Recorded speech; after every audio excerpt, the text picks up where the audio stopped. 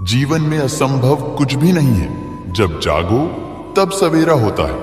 अगर आपको यह लगता है कि मैंने बहुत से काम किए हैं और वो मेरे से हो ही नहीं रहा है, बहुत कठिन है, असंभव है, और अब इन कामों को सुधारने के लिए कोई भी विकल्प नहीं है, तो आपको गौतम बुद्ध के जीवन की यह कहानी एक बार अवश्य सुननी चाहिए। इसे सुनने के बाद मैं दावे के साथ कह सकता हूं, आगे आपको अपने जीवन में कुछ भी असंभव नहीं लगेगा। एक बार की बात है, एक दिन गौतम बुद्ध एक गांव में भिक्षाटन के लिए पहुंचते हैं। जब गांव में प्रवेश करते हैं तो देखते हैं कि पूरे गांव में सन्नाटा छाया हुआ है। दूर दूर तक कोई भी व्यक्ति नजर नहीं आ रहा था। बुद्ध उस गांव के पहले द्वार पर जाते हैं और कहते हैं कि भिक्षम देहि, परंतु भीतर से बाहर कोई नहीं आता। बुद्ध दूसरे द्वार पर जाते हैं, परंतु कोई दरवाजा नहीं खोलता। तीसरे द्वार पर जाते हैं, परंतु उस द्वार से भी कोई व्यक्ति बाहर नहीं आता। फिर अचानक से एक दरवाजा खुलता है, जिसमें से एक व्यक्ति बाहर निकलता है। वो जल्दी से बुद्ध का हाथ पकड़ता है और उन्हें अपने घर में ले जाता है और कहता है कि क्षमा करें बुद्ध, परंतु इस समय आप बाहर नहीं जा सकते। उंगली माल को श्रावस्ती की सीमा पर देखा गया है। सभी गांव वाले डर के मारे अपने अपने घरों के खिड़कियां और दरवाजे बंद करके बैठे हुए हैं। बुद्ध उस व्यक्ति से पूछते हैं, कौन है ये उंगली माल, कौन है और उससे इतना भय क्यों है? वह व्यक्ति कहता कि उंगली माल एक राक्षस है। उसे जो भी मनुष्य मिलता है, यहां तक कि सन्यासी भी, वो किसी को भी नहीं छोड़ता। महाराज प्रसन्नजीत के सैनिक भी उससे डरते हैं। बुद्ध उनसे पूछते हैं कि वो धन के लालच में ये सब करता है। वो व्यक्ति कहता है कि नहीं, उसे धन का कोई लालच नहीं है। वो जब भी किसी आदमी को मारता है तो उसकी उंगली काटकर अपने गले की माला बनाता है, इसीलिए उसका नाम उंगली माल पड़ गया है। और यह भी सुना है कि जब उसके गले की माला में 100 उंगलियां पूरी हो जाएगी तो उसकी विनाशक शक्तियां और भी ज्यादा बढ़ जाएगी। बुद्ध कहते हैं, आभार हो आपका जो आपने मुझे उसके बारे में बताया। फिर वो व्यक्ति बुद्ध से कहता है कि कृपा कर आप बाहर न जाइए, क्योंकि वो आप पर भी वार कर सकता है। बुद्ध कहते हैं, भय से अपनी राह छोड़ दो, ऐसा मैंने कभी नहीं किया। मुझे भिक्षा मांगता देख जन जन के हृदय में उंगली माल भय कम होगा। फिर वो व्यक्ति कहता है, नहीं बुद्ध, आप मत जाइए, वो बहुत ही ज्यादा खतरनाक है। बुद्ध कहते हैं कि वो खतरनाक नहीं, वो दुखी है और मुझे उसके पास जाना होगा, क्योंकि उसे मेरी आवश्यकता है। इतना कहते बुद्ध उस व्यक्ति के पास से चले जाते हैं।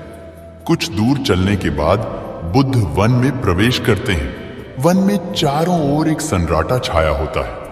दूर दूर तक न तो कोई मनुष्य न कोई पशु पक्षी दिख रहा होता है, परंतु बुद्ध अपने मार्ग में आगे बढ़ते रहते हैं। अचानक बुद्ध के सामने उंगली माल आकर खड़ा हो जाता है। उसका रूप इतना डरावना है कि कोई भी व्यक्ति उसे देखकर ही भयभीत हो जाए। उसके गले में उंगलियों की माला होती है, चेहरे और हाथ रक्त से सने होते हैं और शरीर बलशाली होता है। उसका रूप इतना भयानक होता है कि किसी भी साधारण व्यक्ति के प्राण तो उसे देखते ही निकल जाए, परंतु बुद्ध पर उंगली माल के डरावने रूप का कोई असर नहीं होता। बुद्ध कुछ क्षण तक शांत मुस्कुराहट के साथ उंगली माल की तरफ देखते हैं, फिर उसकी बगल से निकलकर अपने मार्ग में आगे बढ़ जाते हैं। बुद्ध को ऐसा करते देख उंगली माल को यह समझ नहीं आता कि उसके साथ ये हो क्या रहा है। वह मन ही मन सोचता है कि मुझे देखकर लोग या तो भाग जाते हैं या मुझे देखकर भयभीत हो जाते हैं या मुझसे अपने प्राणों की भीख मांगने लगते हैं। मैंने कई सन्यासियों को भी मारा है, परंतु मैंने आज तक कोई ऐसा व्यक्ति नहीं देखा जो मुझे नजरअंदाज करके अपने मार्ग में आगे बढ़ जाए। या तो इसने मुझ पर ध्यान नहीं दिया होगा, या फिर हो सकता है कि यह देख ही ना सकता हो। परंतु मुझे इससे क्या, मुझे तो अपने गले की माला पूरी करनी है। उंगली माल बुद्ध को आवाज लगाता है, इस साधु रुक। फिर भी बुद्ध उंगली माल को नजरअंदाज करते हैं और अपने मार्ग में आगे बढ़ते रहते हैं। उंगली माल बहुत ज्यादा क्रोध में भरकर बुद्ध को आवाज लगाता है, ए साधु रुक। फिर भी बुद्ध उंगली माल को नजरअंदाज करते हैं और अपने मार्ग में आगे बढ़ते हैं। उंगली माल तीसरी बार ज्यादा क्रोध में होकर आवाज लगाता है, ए साधु रुक। बुद्ध रुकते हैं। उंगली माल बुद्ध के पास जाता है और कहता है कि मेरे आदेश देने के बाद भी तू रुका क्यों नहीं? मैं तो बहुत पहले ही रुक चुका हूं, तुम ही चलते जा रहे हो। उंगली माल ये समझ ही नहीं पाता कि बुद्ध क्या कह रहे हैं, परंतु वो इतना जरूर समझ जाता है कि सामने खड़ा व्यक्ति उससे थोड़ा भी नहीं डर रहा है। उंगली माल बुद्ध को डराने के लिए चिल्लाकर पूछता है, ए साधु, तुमको मुझसे भय नहीं लग रहा है? क्या मैं आदि मानव हूं? बुद्ध कहते हैं कि नहीं, तुम मानव हो। बुद्ध की यह बात सुनकर उंगली माल के हृदय पर लगती है। पहली बार उसे किसी ने मानव कहा था, परंतु वो इस बात को नजरअंदाज करने का प्रयास करता है और बुद्ध से पूछता है कि ए साधु, तूने ये क्यों कहा कि तू कब का रुक चुका है, जबकि तू तो चल रहा था? और तूने ये क्यों कहा कि मैं नहीं रुका? बुद्ध कहते हैं कि मैं बहुत पहले ही रुक चुका हूं, यानी मैंने ऐसे सारे बुरे कृत्य करना पहले ही छोड़ दिया है जिससे भी व्यक्ति को कष्ट पहुंचा सकते हैं। सब जीना चाहते हैं, बस तुम उन्हें करुणा से देखने का प्रयास करो। वर्टिकल बार बुद्ध के ये शब्द दोबारा से उंगली माल के हृदय पर चोट करते हैं, परंतु वह दोबारा से बुद्ध की बातों को नजरअंदाज करने का प्रयास करता है।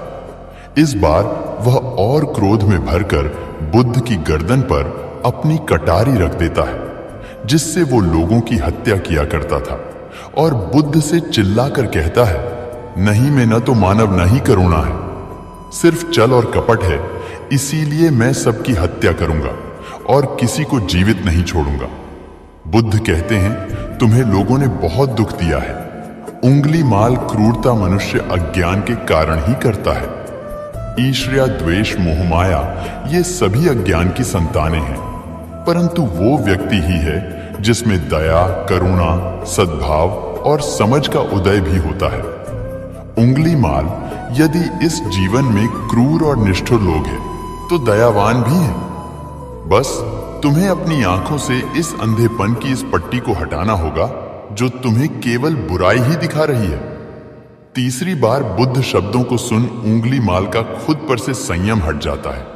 उसे समझ नहीं आता कि पहली बार उसे अपना आपा इतना कमजोर क्यों महसूस हो रहा है। वो कोशिश तो करता है क्रोध करने की, परंतु कर नहीं पाता। वो बड़ी हिम्मत जुटाकर क्रोधित होने का नाटक करके बुद्ध से कहता है, तुम और व्यक्तियों जैसे नहीं हो। बुद्ध कहता है कि मैं हर व्यक्ति जैसा ही हूं, बस जागृत हूं और यह सिद्ध कर रहा हूं कि हर व्यक्ति में जागने की क्षमता है। मेरा मार्ग क्रूरता को दया में परिवर्तित करता है। उंगली माल, तुम अनजाने में घृणा के पद पर हो, बस इस क्षण रुक जाओ।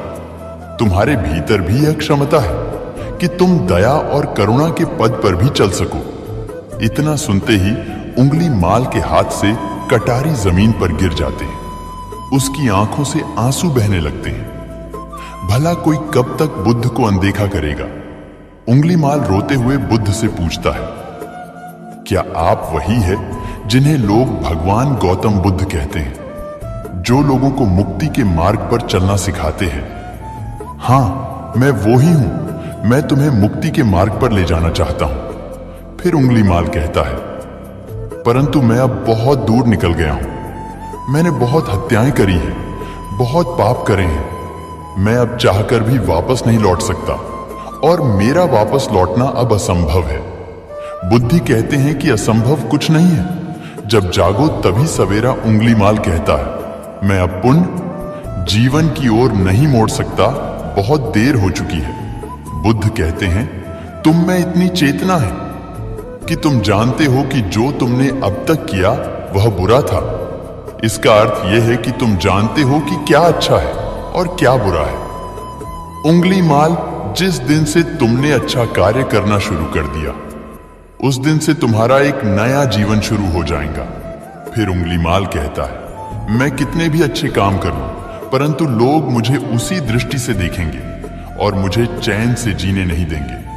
बुद्धि कहते हैं, उंगलीमाल, यदि तुमने हिंसा का मार्ग छोड़ा तो मैं तुम्हें मार्ग दिखाऊंगा और तुम्हारा संरक्षण करूंगा और तुम्हें लोगों की घृणा से बचाऊंगा। बस पहला कदम तुम्हें ही उठाना होगा। उंगलीमाल पूछता है, क्या यह हो सकता है? बुद्ध कहते हैं, अवश्य हो सकता है। उंगलीमाल रोते हुए बुद्ध के चरणों में गिर पड़ता है और कहता है, मैं आपको वचन देता हूं कि मैं सारे बुरे काम करना छोड़ दिया और आपके पीछे करुणा के पथ पर चलना सीखूंगा। कृपा कर आप मुझे अपना शिष्य बना लीजिए। बुद्ध कहता है कि मैं किसी को अपना शिष्य नहीं बनाता, बल्कि व्यक्ति स्वयं मेरे संग से जुड़ता है। उंगलीमाल उसी समय बुद्ध का भिक्षु बन जाता है। बुद्धि का भिक्षु बनने के बाद उसका नाम अहिंसक बन जाता है। फिर बुद्ध ने जैसा उसका नाम रखा था और वो ठीक वैसे ही वह बन चुका था।